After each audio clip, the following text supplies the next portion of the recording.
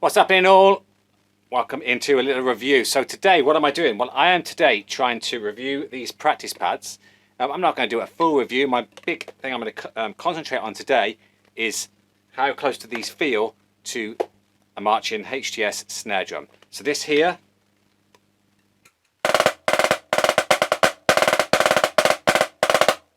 we've got the top of a Marching snare drum, Kevlar head.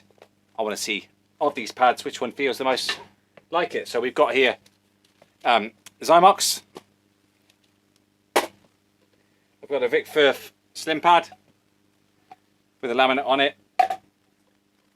We've got kind of the new boy in town. So this was a recent purchase called an M12 Marching pad. This one's come from China. I believe that there's a company selling this in the States. RCP drum company, I think they're called. It's an OEM pad, which basically means that you can buy them from the distributor if you're willing to buy kind of hundreds of them, have your name printed on, and kind of resell them. And we've got the Scojo Offworld at the back. So let's start with the Vic Firth. So the Vic Firth pad is quite light, thin piece of wood. Now all of these pads have a similar problem actually, and the problem is that they don't fit very well into stands. They're great on a table, but in a stand, I can tighten this up, but they all feel a lot better, ironically, when you put them on top of another pad. So, this is the sound of it. So you can hear it's quite a loud pad.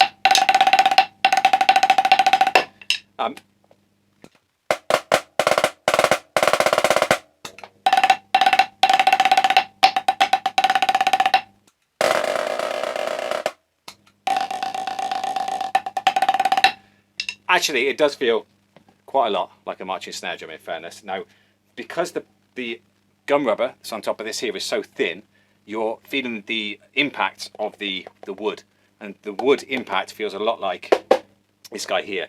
The laminate that's on top of it is key. Without the laminate, this pad isn't very good at all. With the laminate on, you start to get the feel when you're doing the low buzzes and this kind of stuff that you're on the Kevlar head. Now it's not exactly the same, and obviously doesn't sound anything like a snare drum, but that's not a bad place to start. Right, next up, let's go with the Xymox then. So what's this one called? Reverse snare pad. So this one's got snares inside it, or not snares, it's got what they called in there, little balls in there, little metal balls, ball bearings in there, so it sounds a little bit like a, I would say it's a damn good looking pad. It's not 14, it's a little bit small for my liking, but again, when you play low stuff, because it's got this nice laminate top on it, it does feel a lot like a snare drum.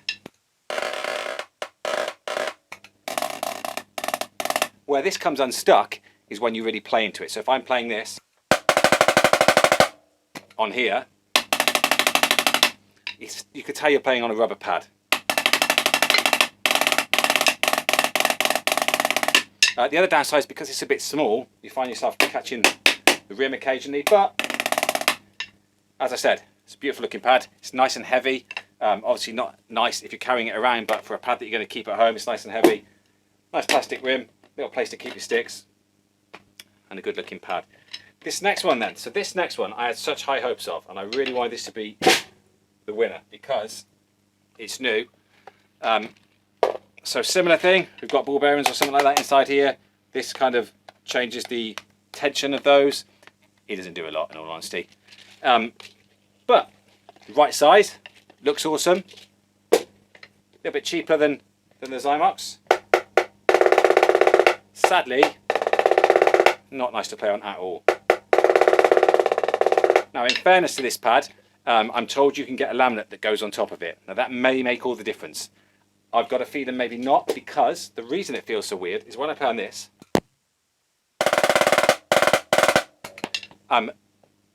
it feels like I'm playing it on top of something. I'm actually physically hitting something that's quite solid, because obviously it's so tight. With this, it feels a bit like when you get a practice pad, quite often the practice pads have got this soft rubbery stuff on the bottom. It's got that kind of feel to it, like all of your energy, instead of coming back at you like this guy does, it feels like your energy is going into the pad. Now I believe, I haven't taken it apart, but it seems to be worse in this square in the middle. So it feels as if whatever's above this square, it's just too thin. I think if this pad had a big thick piece of wood in it, a bit like the Vic Firth, it'd probably be awesome. Now, in fairness to these guys, there's another pad that they make, which this is called the M12. Well, I don't want to get this wrong now, but there's another pad, maybe the R12 or something like that, which is a different pad, and you can get a laminate for it. Maybe it's a bit better, but as it is, not a good replica of a marching snare drum, sadly. Okay, so what's left? So we've got Offworld. So Scojo's Offworld pad. Now, this pad here,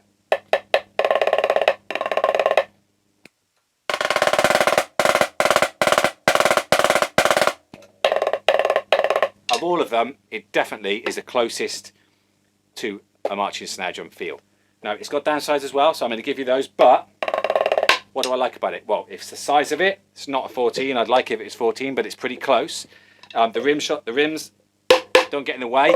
They're not so high that they're getting in the way. You can obviously get laminates for this, which may make a difference to the thing I'm about to tell you now. The downside of this pad is when it came, it's got a nice shiny, gleamy surface to it, and it was nice to play on, right? It's still nice to play on, but what's happening here, you won't probably see from that camera over there, but all of the middle of it is worn through the nice shiny surface, and it's actually now starting to deteriorate and actually come to pieces where I could easily put my nails in it and just scratch it and it would just fall apart. So although this is the best feel out of all these pads, you've got to keep in mind that you're probably going to have to replace it every 2, maybe 3 years if you're lucky. So to sort of conclude what we've got here then, so let's go back through. I've got some prices just written down I want to be able to quote you. So UK, about £60, what's about $75 in America. For me, that's the winner for feeling the most like the marching pad. This guy here, decent pad, maybe it could be, it's just not yet. So I think RCP drum company sell this in the States for around about $75. Looks great, it obviously sounds a little bit like a drum, but it just doesn't feel anything like a marching drum. Maybe with the laminate on, maybe their second version. Xymox, awesome looking pads.